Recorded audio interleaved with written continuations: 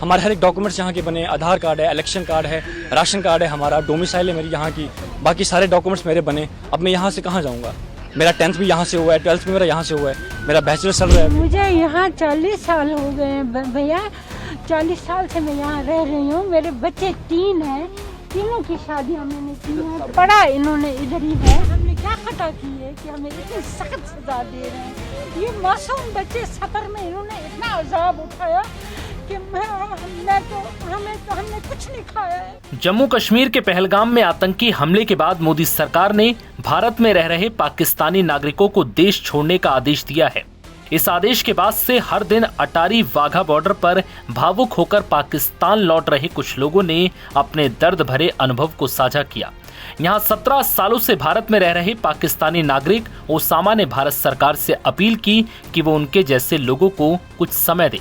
Osama ने बताया कि उसने अपनी 10वीं और 12वीं की पढ़ाई यहीं से की है और अब कॉलेज की पढ़ाई चल रही है।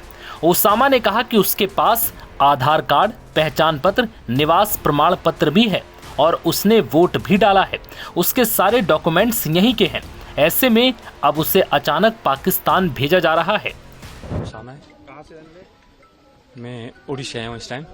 उड़ीसा आए हम। तो कहाँ पाकिस्तान कहाँ कर? पाकिस्तान रावलपिंडी इस्लामाबाद। तो क्या क्यों भेज रहे, आपको क्या बताया? देखिए, कुछ नहीं कह सकते। मेरे इस टाइम पे जो मेरा थॉट प्रोसेस बिल्कुल काम नहीं कर रहा, मैं टोटली ब्लैंक हो गया हूँ। अभी मैं करंटली मैं परसू कर रहा हूँ अपना बैचलर्स इन कंप्यूटर साइंस। मेरा फाइनल सेमेस्टर चल रहा है।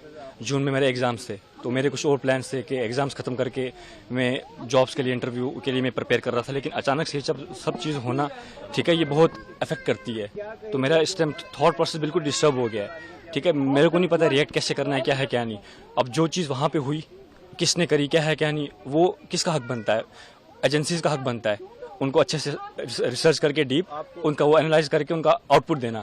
हम तो उसमें कुछ नहीं कर सकते ना। हाँ, हमें रिपोर्ट किया, हमें फ़ोन किया था नीचे पुलिस स्टेशन उड़ी से, बोला कि आप आ जाओ नीचे थाने में। तो हम लोग आगे सीधा, हम लोग वहाँ जी यहाँ का नहीं बना हुआ हमारा पासपोर्ट। हम ऐसे पाकिस्तानी नेशनल्स वहाँ से पासपोर्ट अप्लाई करके थ्रू लीगल तरीके से आए थे हम। ठीक है, हम यहाँ पे 17 सालों से, हम 2008 में आए थे, 24/11/2008 में। तो हमने विद इन 15 डेज यहाँ पे आते ही हमने वीज़ा स्टे करवाया था। तो उस टाइम पे स्टेटहुड भी था, ठीक है, तो इनका अपना ये था। तो उसके बाद अचानक से जब चीज़ होना समझ नहीं आ रही कैसे करेंगे। सरकार से मैं यही अपील करूंगा, देखो सबसे पहले तो प्रैक्टिकली होकर सोचा जाए। ठीक है, सबसे पहले ये सरकार से मैं अपील करूंगा कि आप कुछ टाइम की मोहलत दे दें, कुछ हल निकालें, कुछ टाइम की मोहलत दे दें। अब जो फैमिलीज यहाँ पे पिछले 20-30 सालों से रह रही हैं, हमने वोट भी कास्ट किया, हमारे हर एक डॉक्यूमेंट्स यहाँ के बने, आधार कार्ड है, इलेक्शन कार्ड है, राशन कार्ड है, हमारा डोमिसाइल है मेरी यहाँ की, बाकी सारे डॉक्यूमेंट्स मेरे बने। अब मैं यहाँ से कहाँ जाऊँगा? मेरा 10th भी यहाँ से हुआ है, 12th भी मेरा यहाँ से हुआ है, मेरा बैचलर चल रहा है अभी। जो पहलगाम में हुआ तो आप समझते हो वो बुरा हुआ, उसकी वजह से? ऑफ कोर्स, देखो सबसे रिलीजन को आप छोड़ दो साइड पे, ठीक है। सबसे पहले हमारे पास ह्यूमैनिटी आती है। इट डजंट मैटर कि आप किस रिलीजन से बिलोंग करते हो, सबसे पहले ऊपर इंसानियत आती है। ठीक है, तो अगर उस लिहाज से देखा जाए तो it's a very shameful act, it's literally a very shameful act for all of us.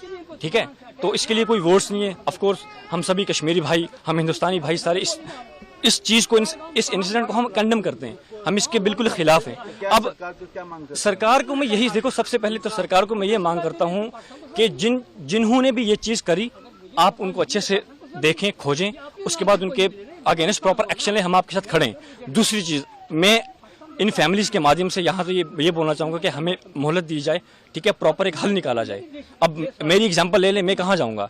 As I told you, I have done my 10th and 12th as well from this side, right? So अभी मैं परसू कर रहा हूँ bachelors, तो मैं कहाँ जाऊँगा? वहाँ पे जाऊँगा, मेरा फ्यूचर क्या है वहाँ पे, है ना? मेरी एक्सपेक्टेशंस जहाँ की थी कि मैं आप ये कंप्लीट करूँगा अपनी पढ़ाई, फर्दर में क्या करूँगा क्या नहीं। वहीं कराची की रहने वाली महिला ने कहा कि मैं 41 सालों से यहाँ रह रही हूँ, मेरे बच्चे जवान हैं और अब मुझे पाकिस्तान भेजा जा रहा है। मैं बेसहारा हूँ। आतंकियों की गलती की सजा हमें क्यों दी जा रही है? पे लिखा कौन सी डेट को आई थी, तो कौन सी डेट को जाना है मुझे। तो घर में जवान बेटी हैं, उनको छोड़ के मैं जा रही हूँ। आप पाकिस्तान किस जगह के रहने वाले हैं? कराची की। क्या बताया, क्यों भेज रहे हैं आपको, किस वजह से? ये तो मुझे भी मालूम नहीं है कि जब यहाँ हमला हुआ कश्मीर में हमला हुआ, उसकी सजा हमें मिल रही है। आए समझ में, मुझे 41 साल हो गए हैं यहाँ, ना माँ है, ना बाप है, ना बहन है, ना भाई है, मेरा कोई ठिकाना नहीं है, मैं बेसहारा हूँ। तो आपको भेज रहे हैं, क्या कहना चाहेंगे सरकार से, क्या होना चाहिए आपको? सरकार से हम ये अपील करते हैं, ये जो कुछ हो रहा है सब गलत हो रहा है, अच्छी बात नहीं है। तो जो हुआ था, जो श्रीनगर में हुआ, वो आप समझते हैं कैसा गलत हुआ, हम उसका साथ नहीं देते। जी। हम कह रहे जिसने किया उसकी टांगे काट के टंगाओ, हम खुद भी देखेंगे, मगर उन्होंने हमारे साथ जुल्म किया भैया।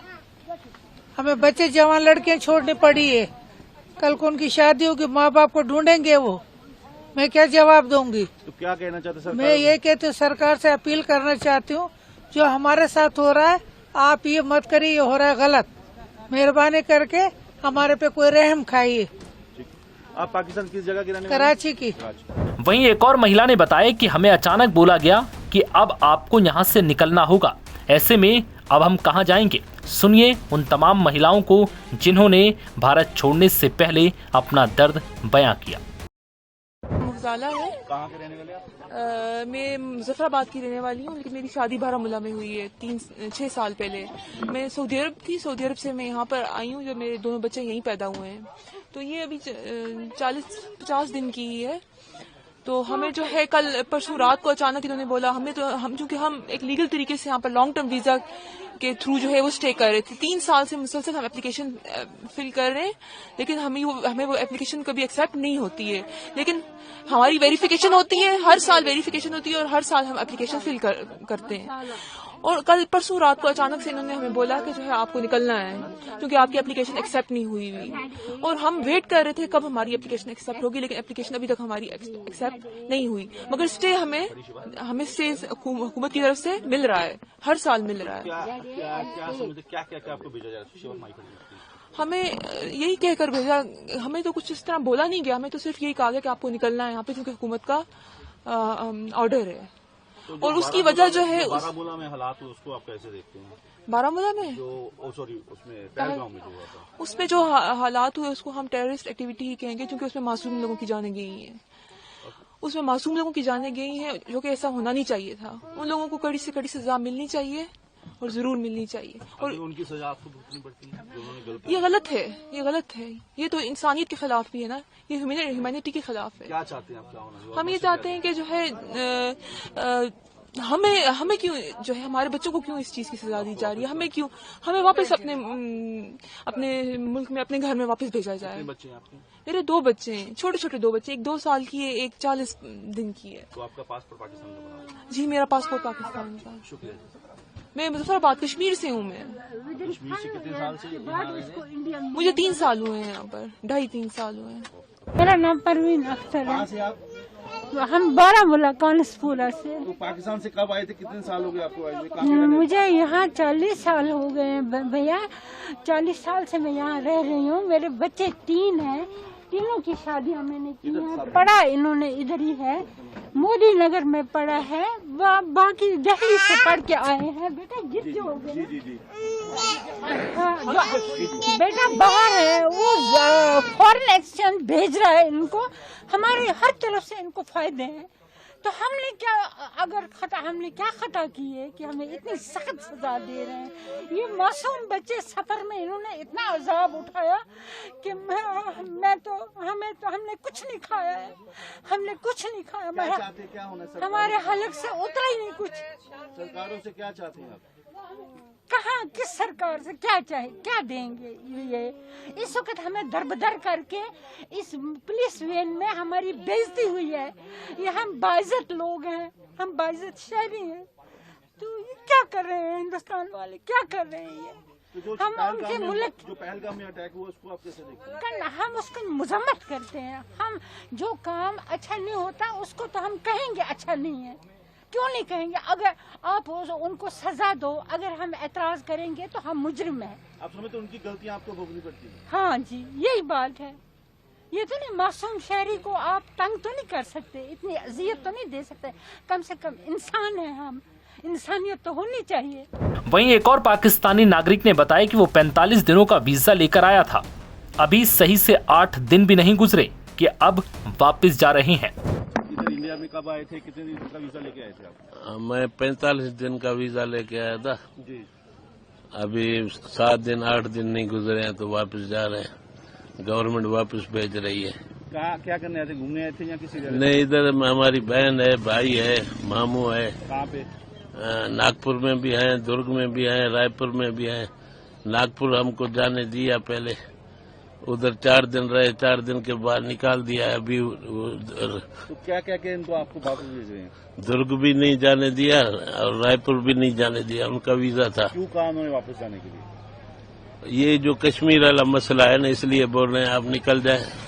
जो पहलगाम में हुआ, आप समझते हो उसको कैसे देखते हो? जो पहलगाम में हमला हुआ, निर्दोष मारे गए। हाँ, वो तो नाजायज है नहीं यार। वो पहलगाम आतंकी हमले की निंदा करते हुए इन सभी लोगों ने कहा कि सबसे पहले हमारे पास इंसानियत आती है। उस लिहाज से देखा जाए तो ये बहुत शर्मनाक घटना है। हम सभी कश्मीरी और हिंदुस्तानी भाई इस घटना की निंदा करते हैं। हम इसके खिलाफ हैं। सरकार को इस घटना को अंजाम देने वालों के खिलाफ सख्त एक्शन लेना चाहिए। नव भारत टाइम्स की रिपोर्ट।